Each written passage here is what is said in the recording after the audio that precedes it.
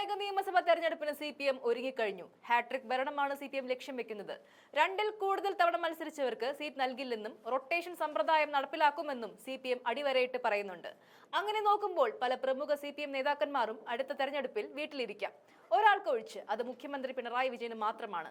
CPM polit bureau നേരത്തെ തന്നെ ഇക്കാര്യത്തിൽ പിണറായി വിജയന് ഇളവ് നൽകിയിരുന്നു.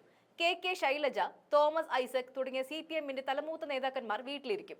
പകരം പുതുമുഖങ്ങളിലേക്ക് CPM കടക്കും. CPM-ന്റെ സമൂഹ മാധ്യമങ്ങളിൽ അടക്കം സ്ഥാനാർത്ഥി നിർണയ ചർച്ചകൾ തുടങ്ങിക്കഴിഞ്ഞു. പല ചർച്ചകളും രസകരമായിട്ടാണ് മുന്നോട്ടു പോകുന്നത്.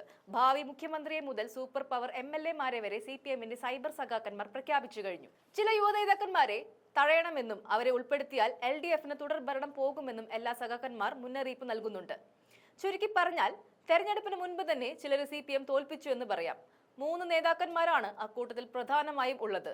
Thiruvananthapuram corporation mayor Arya Rajendran, DYFI നേതാക്കളായ ചിന്ത ജെറോം, രാജ്യസഭാ MP കൂടിയായ AA റഹീം തുടങ്ങിയ നേതാക്കന്മാർക്കെതിരെയാണ് സൈബർ ആക്രമണം നടക്കുന്നത്. തെരഞ്ഞെടുപ്പ് നടക്കുമ്പോൾ ആ വഴിക്ക് പോലും ഇവരെ അടുപ്പിക്കരുതെന്ന് ചിലർ കമന്റായി പറയുന്നുണ്ട്. മേയർ പദവിയിൽ സമ്പൂർണ്ണ തോൽവിയായ ജനപ്രതിനിധിയാണ് ആര്യ രാജേന്ദ്രൻ. കഴിഞ്ഞ 5 വർഷം കൊണ്ട് ഒരു മികച്ച മേയർ എന്ന പദവി നേടിയെടുക്കാൻ ആര്യയ്ക്ക് കഴിഞ്ഞിട്ടില്ല. പലപ്പോഴും തിരുവനന്തപുരം നഗരസഭയിലെ പ്രതിപക്ഷമായ BJP-യുടെ ആക്രമണത്തിൽ ആര്യ പകച്ചുപോയത് പലകുറി കണ്ടു. ഇതിനു പുറമെ KSRTC ഡ്രൈവറുമായി ഉണ്ടായ കയ്യാങ്കളിയും എല്ലാം കേരളം പലകുറി ചർച്ച ചെയ്തതാണ്.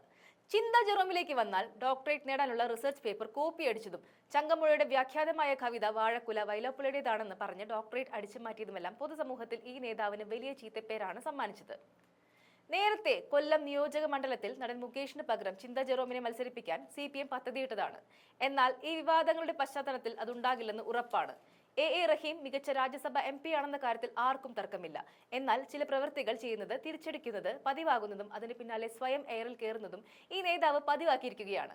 പാലക്കാട് ഉപതെരഞ്ഞെടുപ്പിലെ പെട്ടി വിവാദം സ്വയം കുഴി തോണ്ടുന്നതിന് CPM-നെ കാരണക്കാരനാക്കിയത് ഈ നേതാവാണ്. അങ്ങനെ പോകുന്ന വിമർശനങ്ങൾ. എന്തായാലും ഈ 3 പേർക്ക് CPM സീറ്റ് നൽകുകയാണെങ്കിൽ LDF-ന്റെ ഹാട്രിക് മോഹങ്ങൾ കൂടിയാണ് പൊളിഞ്ഞു വീഴുന്നത്.